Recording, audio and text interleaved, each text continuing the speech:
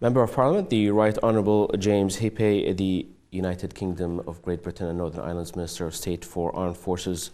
Welcome and thank you for joining us here today. Thank you for having me. Sir, let's begin by having you tell us a little bit about the purpose of your visit to the state of Kuwait and who you had the pleasure of meeting with so far. Well, this is my first visit to your country, but I'm here this week to maintain what is a very long-standing relationship between the UK and Kuwait. We have a friendship that goes back decades, and we've worked together very closely on a number of problems within this region in recent memory. And it's important, I think, in a world that is increasingly unstable and in a region that still has a number of threats to face, that we come and we talk and we understand how each other sees it. So this morning I had the honour of meeting your Chief of Staff and the Under-Secretary for Defence. This afternoon I'll meet your Foreign Minister, and those are great discussions on how Kuwait sees various challenges in this region and how we see the world beyond and how we can work together to develop capability for our armed forces that will meet those challenges. We hear a lot about the close cooperation between the United Kingdom and Kuwait's respective militaries.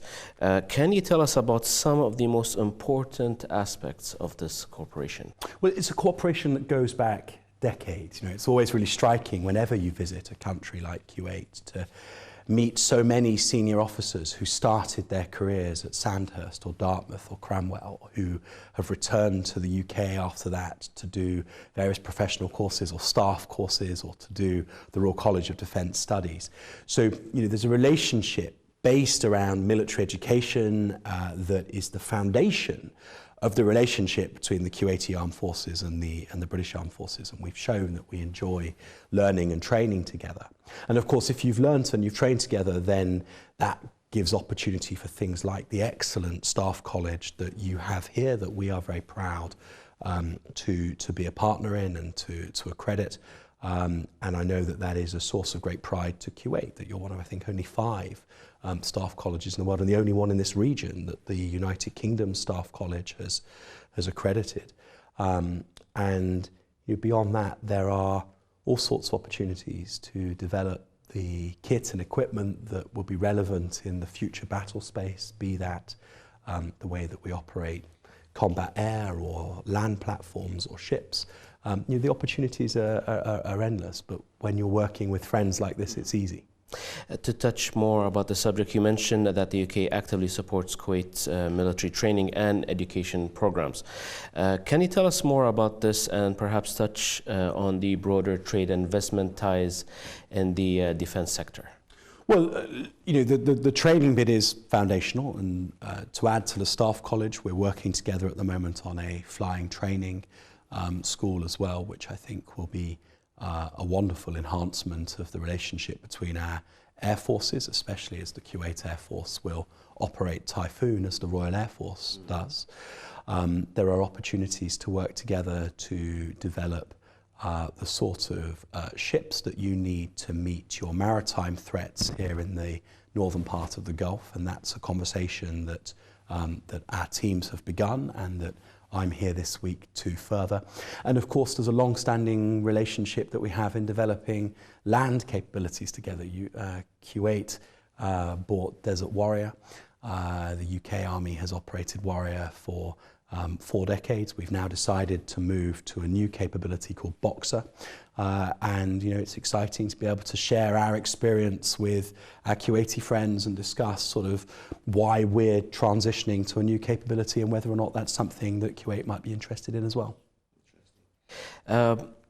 What is the role of the United Kingdom-Kuwait Joint Steering Group, the biennial framework during which both sides discuss cooperation on bilateral, regional and global issues of mutual concern, particularly in the defence sector? Well, you answered the question in your question. That's exactly it. It's an opportunity for ministers and officials to meet regularly to discuss, as we've done this morning, although this is out with that structure, to discuss areas of mutual concern. It's one of the things I've learned in the last 2 years is that I might read the situation as a European defence minister in an entirely different way to the way that a friend and ally in a different region would read exactly the same situation. And sometimes when the challenge is in Europe, it's my job to try and explain why I see it a certain way, because I'm pretty convinced that we see it right. Have a discussion with your ministers and let them help us to understand what the real threat is and how we might work together to counter it. So that dialogue is so important. You can't have the sort of partnership, friendship, ability to develop capability together that we hope that the UK and Kuwait can have if you don't have at the very heart of it a sort of shared respect for each other's view of the world and a willingness to understand how you see your respective regions and an honesty with each other about how you might work together to address those threats. Sir, I would like to come back to talk about more about the relationship between the United Kingdom and the state of Kuwait. We have seen in previous years various official visits by members of the respective royal family stating with confidence that the strong relationship between them will continue under the wise leadership of His Highness the Emir and His Majesty the King. In your opinion, what is the importance of this strong relation and how is it to sustain other high-level engagements with the UK and Kuwait moving forward? But my sense is that the royal family are well met wherever they go. There's a sort of certain stardust to their family. But when the royal family visit a country where there is a royal family in that country as well, the relationship is something different. There's a sort of kings and emirs, princes and crown princes do their business in a certain way, and it brings with it an affinity. And it was wonderful to see the Crown Prince of Kuwait come to London for the funeral of Her late Majesty Queen Elizabeth II.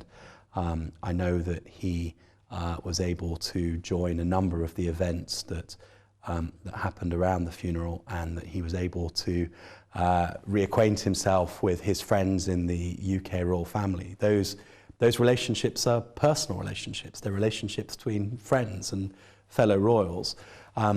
And all things flow from that. It's a matter of great pride that His Majesty's Armed Forces come to Kuwait to further that very personal friendship between our royal families. The Red Arrows were here just the other week, and with them was my friend Penny Mordaunt, who is the Lord President of the Council. She is in charge of the King's Privy Council, and she was here, as a further demonstration of the UK's commitment to this relationship with Kuwait. And so this relationship, it reflects more, even in the political scene, defense scene.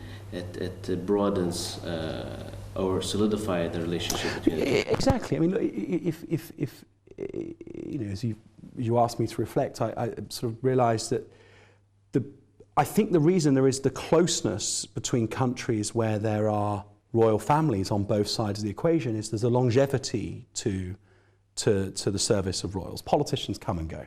You will speak to another minister for the armed forces in 2 or 3 years' time, maybe sooner,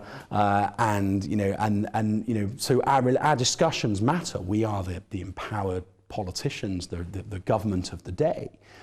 But the relationship that the Emir will have had with Her Majesty the Queen and now the King, the relationship that the Crown Prince will have, they last lifetimes. And so I just think that as I sit and reflect on it now, that's what causes the closeness. And our militaries are so directly connected to the service of our sovereign that you can see how the closeness between royal families brings with it a closeness between our militaries.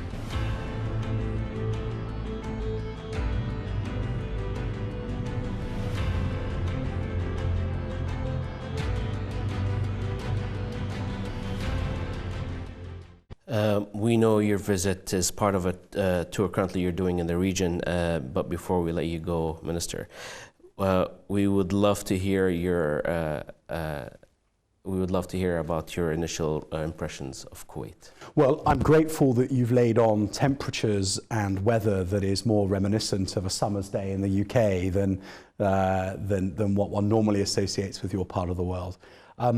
I didn't know what to expect, really. I've always thought very favourably of Kuwait. My perception of your country is that you understand what it is to be on the right side of the argument, and that you are a freedom-loving country. You are a democracy in your region. You have a respect for the rule of law, and one always sort of feels well disposed to countries like that.